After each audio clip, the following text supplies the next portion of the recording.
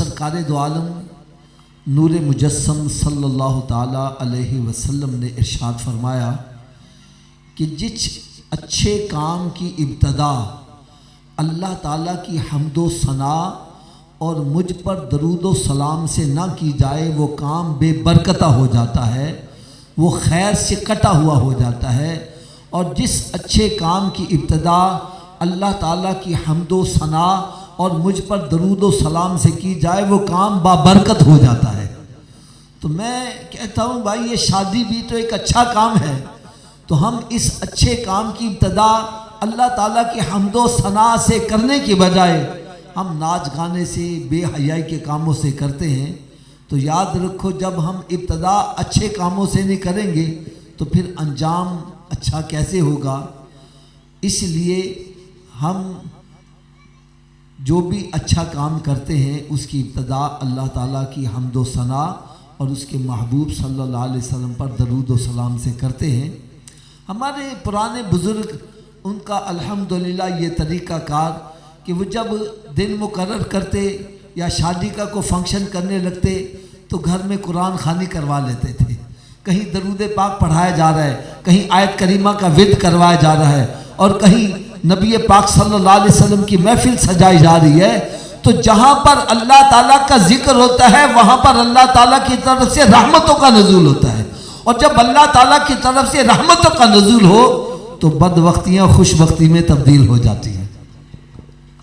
अगर मेरी बात नहीं समझ आ रही तो मैं एक हदीस मुबारक का हवाला अर्ज़ करता हूँ। ये बड़ी मशहूर हदीस है, मेरा ख्याल है कि हर बंदे ने कई मरतबा सुनी होगी कि अल्लाह रब्बुल इज़्ज़त ने फ़रिश्तों की एक जमात है जिसका नाम है सयाहीन फ़रिश्ते। वो कायनात में सैर करते रहते हैं और वो देखते हैं कि कहाँ पर अल्लाह ताला का जिक्र हो रहा है, ज़िक्र मुस्तफ़ा सल्लल्लाहु अलैहि वसल्लम। और जहाँ वो महफिल होती है वो वहाँ इकट्ठा होना शुरू हो जाते हैं। और जब महफिल बर्खास्त होती है तो रब ताला की बारगाह में हाज़िर होते हैं। रब ताला सब कुछ जानने के बावजूद पूछता है फरिश्तों कहाँ से आए हो।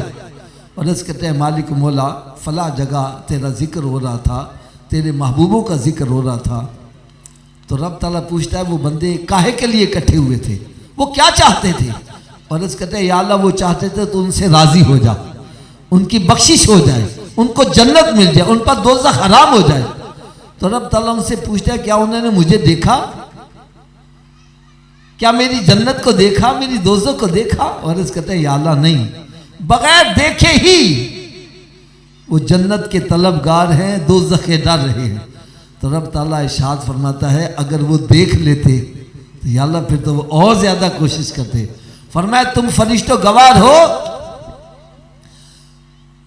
कि जितने भी बंदे वहां मौजूद थे मैंने सब की बख्शिश फरमा दी, उनको जन्नत अता कर रहा हूं, जहन्नम उन पर हराम कर रहा हूं।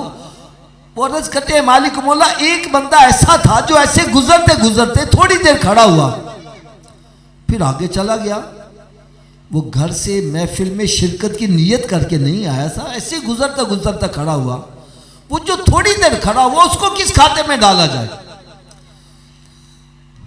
तो हदीस मुबारका के अल्फाज हैं कि रब ताला इरशाद फरमाता है ला यशका जलीसहुम, मेरे नज़दीक उस महफिल में शुरका इतने खुश नसीब हैं जो उनके पास थोड़ी देर भी आके खड़ा हो गया मैं उसको बदबख्त नहीं रहने दूंगा, उसको भी खुशबख्त बना दिया जाएगा। तो आप अंदाजा करें कि जो महफिल के करीब आकर थोड़ी देर खड़ा हुआ उसकी बदबख्ती खुशबख्ती में तब्दील हो जाती है। तो जो महफिल का एहतमाम करता है अल्लाह ताला उस पर कितनी बरकतें नाज़िल करता है। इसलिए मैं सभी इस्लामी भाई और सभी इस्लामी बहनों की खिदमत में अदब से इल्तिमास करूँगा कि वो भी अपने अंदर तब्दीली पैदा करें। तब्दीली पैदा ये है कि अपनी महाफिल का आगाज़ अल्लाह तबारक व तआला की हम्द व सना और उसके प्यारे हबीब सल्लल्लाहु अलैहि वसल्लम पर दरूद व सलाम से किया जाए। यकीन जानो मैं अफसोस के साथ कहता हूँ एक वो भी वक्त होता था कि हम जब फजर की नमाज़ पढ़ने जाते जिस मकान के आगे से गुज़रते अंदर से तिलावत कलाम पाक की सदाएँ आया करती थी। यकीन जानो उन वक्तों में इतनी बरकतें थी, एक बंदा कमाने वाला होता, सारा टब्बर खाने वाला होता, दौलत फिर भी ख़त्म नहीं होती थी। और आज सारा टब्बर कमा रहा है, पता ही नहीं चलता दौलत कहाँ जा रही है। बेबरकती बड़ी है, घरों में लड़ाई फसाद है, नफरतें अंदों में भरी हुई हैं। इसकी क्या वजह है? आज हमने अपने घरों को वीरान किया हुआ है। मेरे आका सल्लल्लाहु अलैहि वसल्लम ने इरशाद फरमाया, अपने घरों को वीरान मत करो। अरे घर बंदों से आबाद नहीं होते, घर तिलावत कलाम पाक से आबाद होते हैं। ज़रा अपने अपने घरों में नज़र दौड़ाओ, कितना कितना अरसा हो गया हमने कुरान पाक खोल के पढ़ा है। अफसोस के साथ कहता हूँ, आज हमारे घरों में कुरान पाक पर गर्दो गुबार पड़ रही है और टीवी VCR पर मक्खी नहीं बैठने देते। घर में बरकत कैसे हो जाए?